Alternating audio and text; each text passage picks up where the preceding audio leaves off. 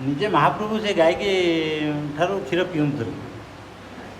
ଧମା ସାପ ଯେମିତି ଗାଈ ଠାରୁ ପିଇଦେନି କ୍ଷୀର କି, ନିଜେ ମହାପ୍ରଭୁ କ୍ଷୀର ପିଉଥିଲେ।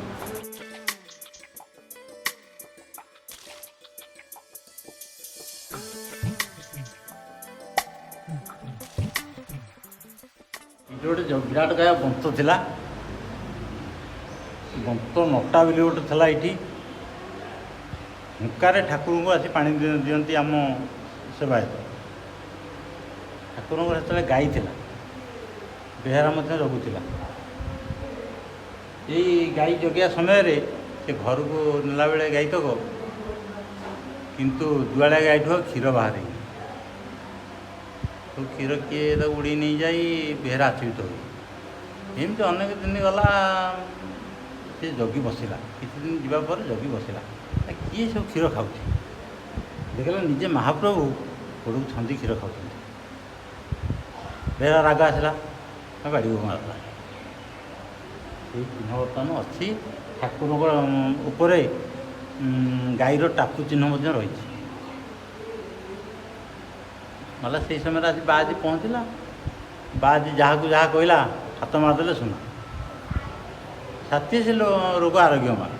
ଯିଏ ସେଥିପାଇଁ ପଡ଼ୁଛି, ଯାହାକୁ ଯାହା କହିଲା ସବୁ ଆରୋଗ୍ୟ। ସେଇଠୁ ତ ଠାକୁରଙ୍କର ନାଁ ବିଖ୍ୟାତ ହେଲା। ସେଇଠୁ ତ ଲୋକ ହାତ ହେଲେ ମନ୍ଦିର ତିଆରି ହେଲା।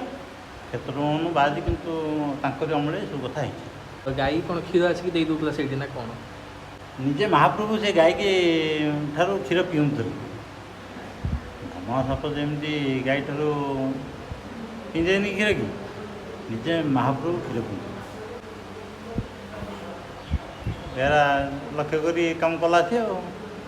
ସେ କ'ଣ ବାଡ଼ିରେ କେଞ୍ଚି ଦେଇଥିଲା? ବାଡ଼ିରେ କେଞ୍ଚି ଦେବା ଭିତରେ ଗାଈ ତ ସେଇ ଠିଆ ହେଇଛି, ବାଡ଼ି କେତେ କେଞ୍ଚି ଦେଲା।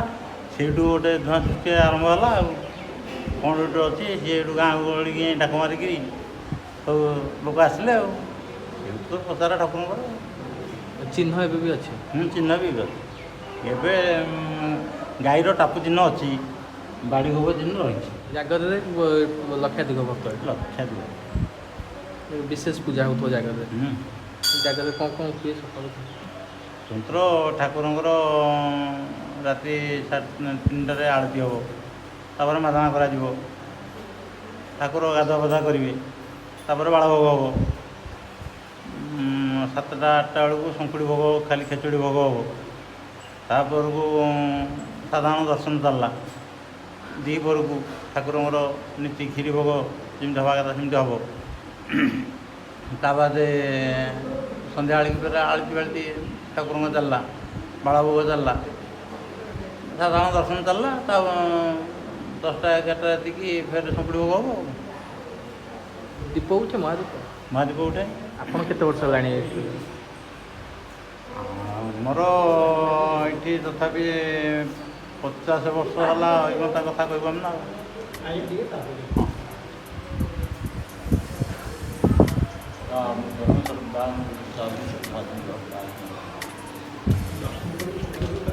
ପାଣି ଦଉ